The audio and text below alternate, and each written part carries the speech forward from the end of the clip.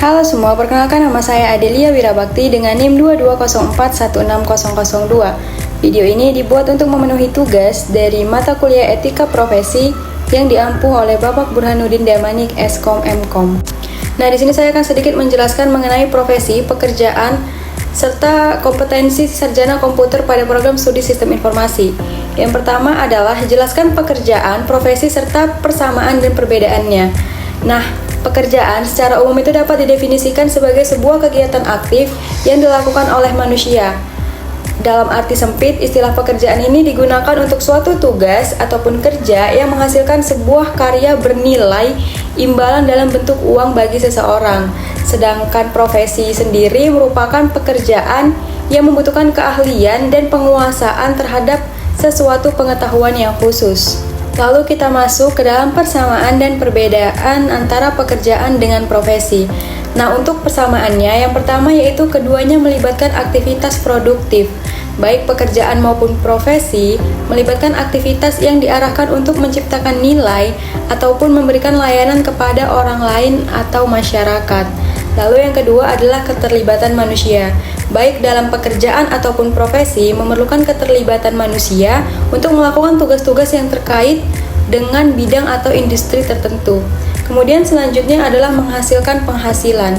Baik pekerjaan maupun profesi seringkali merupakan sumber penghasilan bagi individu yang melakukannya.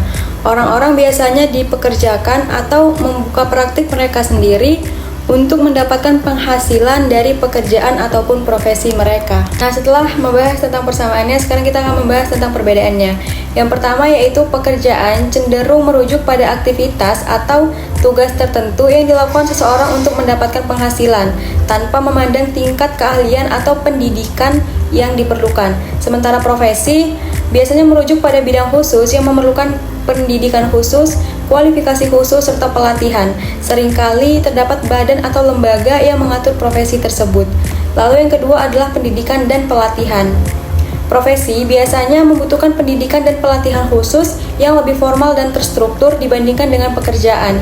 Ini termasuk gelar akademik, sertifikasi ataupun lisensi yang diperlukan untuk praktik dalam profesi tertentu. Pekerjaan mungkin memerlukan keterampilan tertentu tetapi tidak selalu memerlukan pendidikan formal yang mendalam. Lalu kita masuk yang ketiga yaitu otonomi dan tanggung jawab. Profesi seringkali memberikan tingkat otonomi yang lebih besar kepada praktisi mereka dalam membuat keputusan yang berkaitan dengan pekerjaan mereka. Sementara pekerjaan mungkin memiliki lebih banyak pengawasan ataupun pengarahan dari atas atau pemberi kerja.